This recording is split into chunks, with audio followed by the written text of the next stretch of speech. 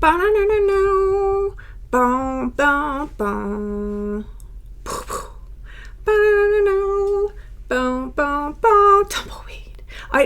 Showdown. It feels like there is, and I feel the need to sage before this reading. I never do this. You guys never see me do this. Somebody's cleansing. That's what they're doing. Somebody is cleansing their own energy with a showdown. It feels like a showdown. I'm seeing the devil card, a showdown with the devil. Somebody's on some serious shadow work. Serious shadow work. And you know what? I like it. I like it. I'm being given this image, right, of like a wormhole. And outside the wormhole, there's like this dragon, the shadow dragon, just spinning and spinning, and it's endless cycle of belief and confirmation, belief and confirmation, belief and confirmation. This perpetual cycle of self-belief and confirmation that we all exist inside of at any given moment, right? Whether they're positive beliefs or they're negative beliefs. In this case, it's probably negative beliefs. Got a shadow dragon. And there's this idea of going through it. Brings us into this portal that will bring us to a whole new reality. And that's what's coming through as I'm sitting down to set up for this reading. Let's tune in. All right. I need the song out of my head, please. Taking a step aside.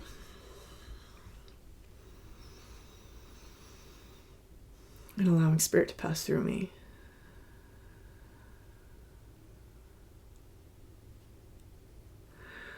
Opening up to receive information.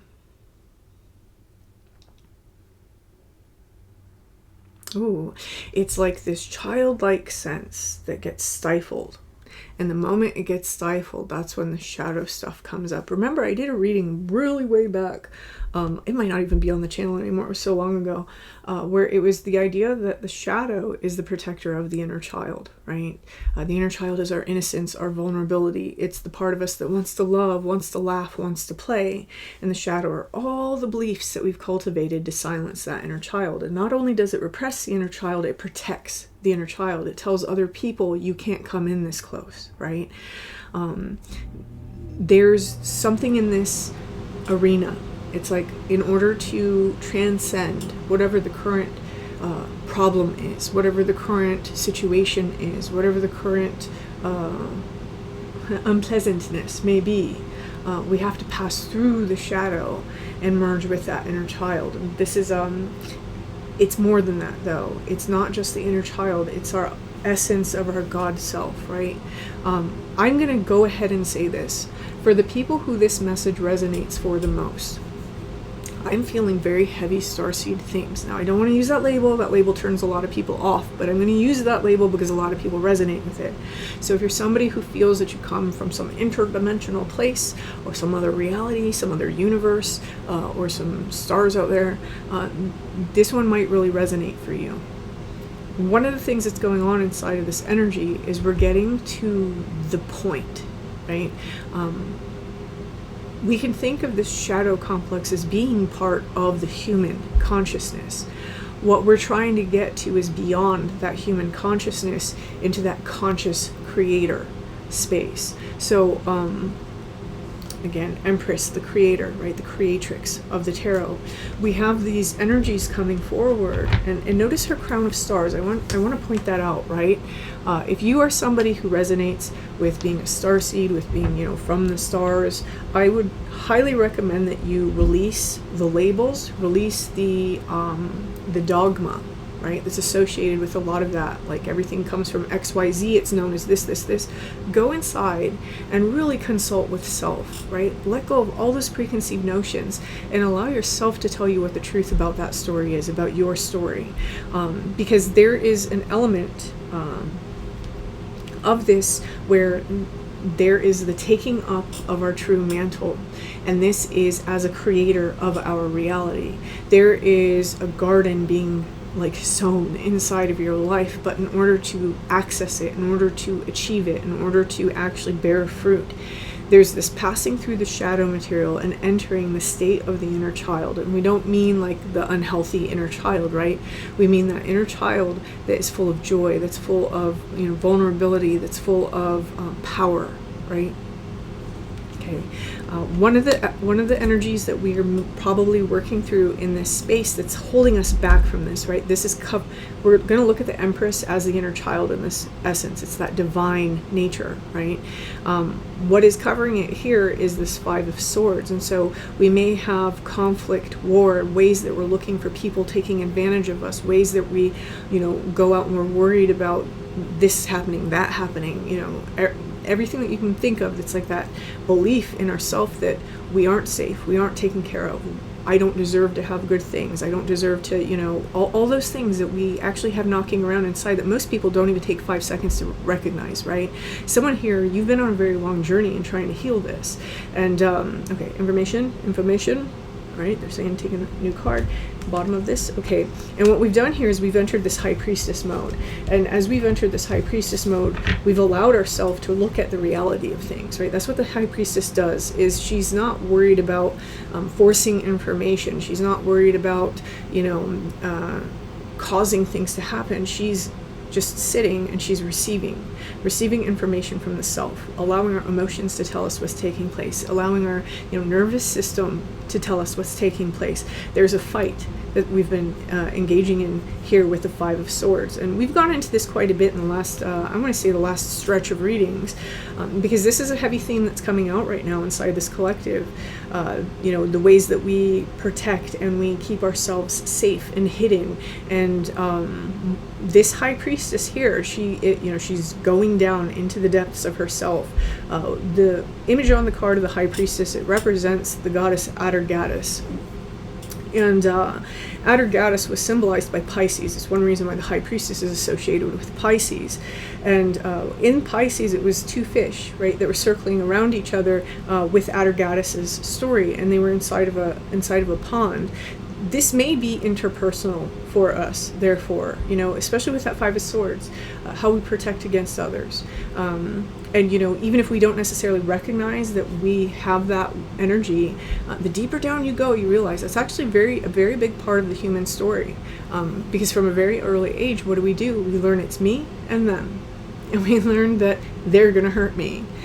So this is a very interesting time in somebody's life where they're stepping into this place where they're really trying to unleash this Empress energy, this divine mother sort of energy. Remember, the mother is the creator.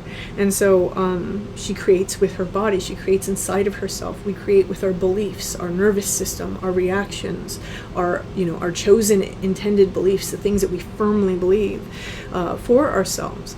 And so this is what somebody's doing. They're stepping through the shadow material. Fascinating. Okay, what is hidden? What is hidden inside of the realm of the Piscean creature? Right. Again, we have this coming up again. Let's go to the Death card. Do we have the Death card coming out anywhere soon? Probably not, but I am going to take these since these are what's popping out. I want to talk about the Death card in relation to this.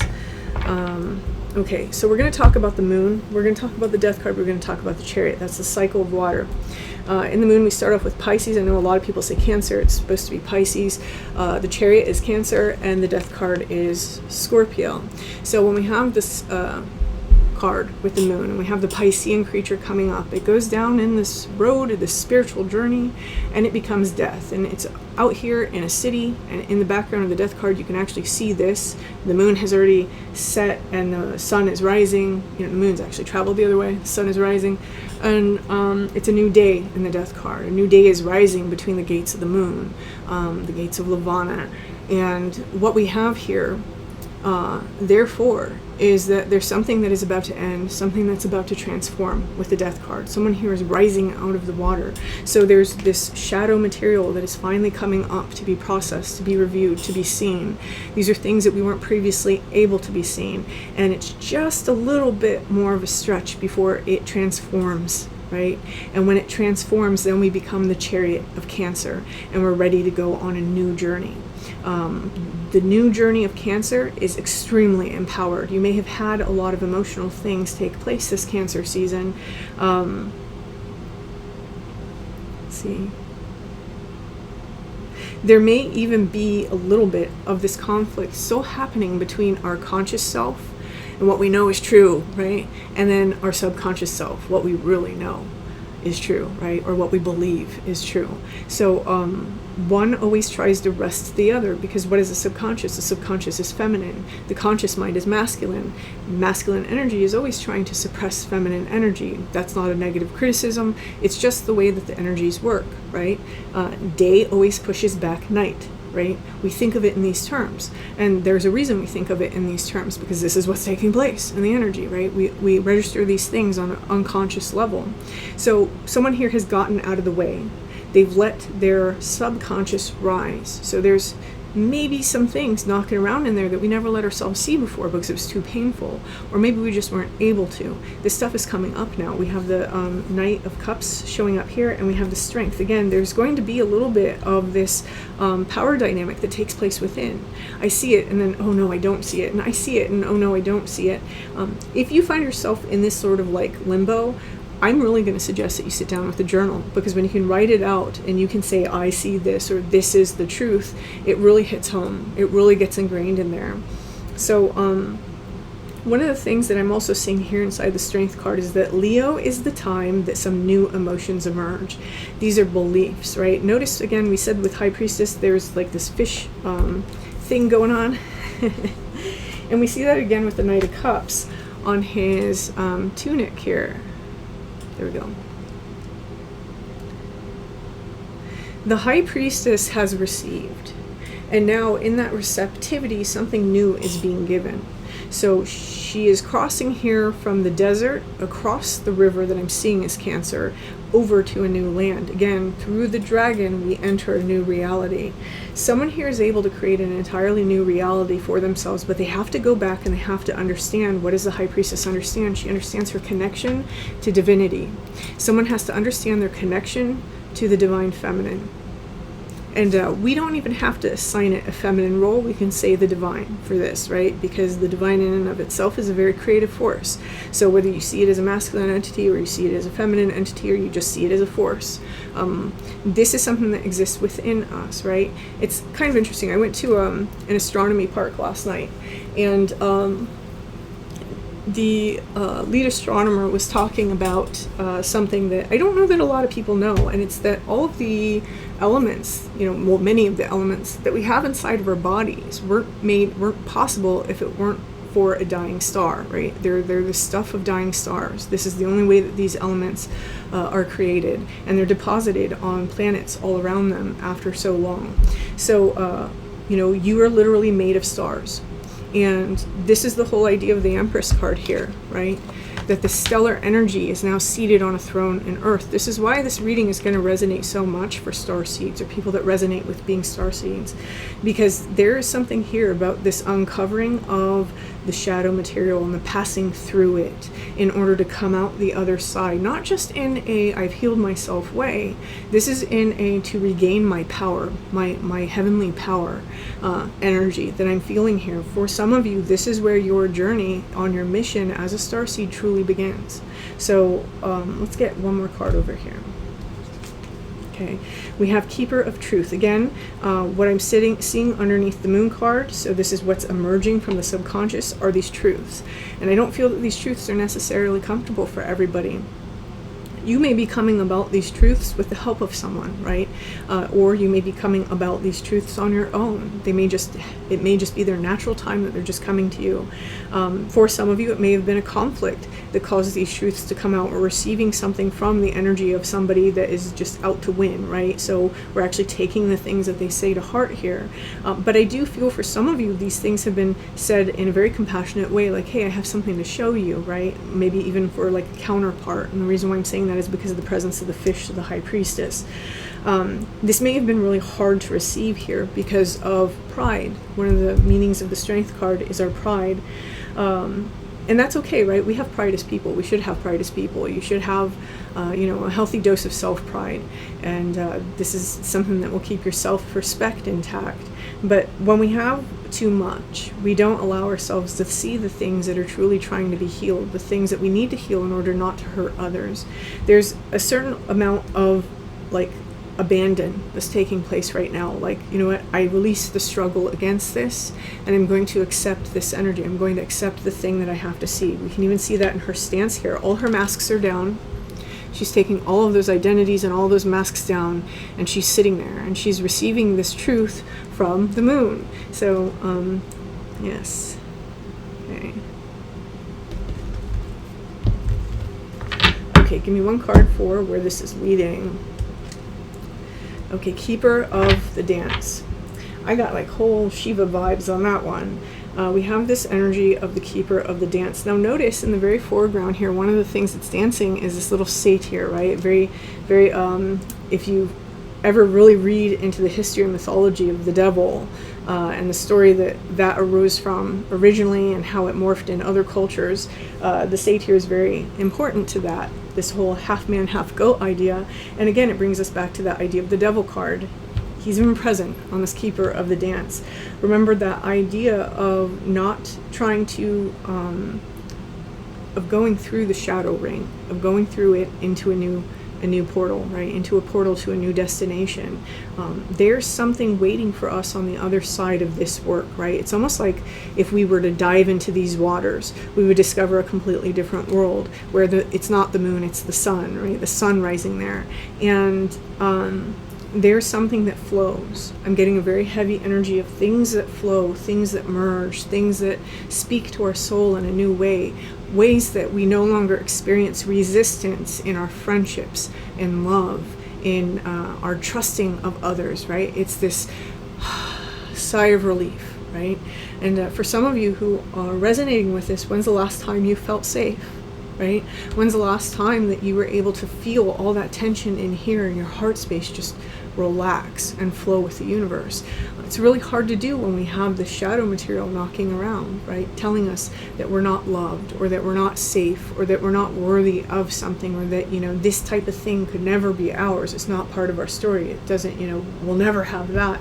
You know, all these beliefs that we have, there's this momentum that's building up at this time to really clear those things out, and not just clear them out because we have to banish them, but to face them, to embrace them and say, this is me, I actually feel this way, to acknowledge them, to understand that's really us, right? To pull that energy in, and then to transmute it, to create new beliefs, to create new ideas, new ideologies. This is not necessarily easy work, right? But this is a work where we have to be honest with ourselves first and foremost. And when we're honest with ourselves, we can begin to change those beliefs and step into this energy of the Keeper of the Dance.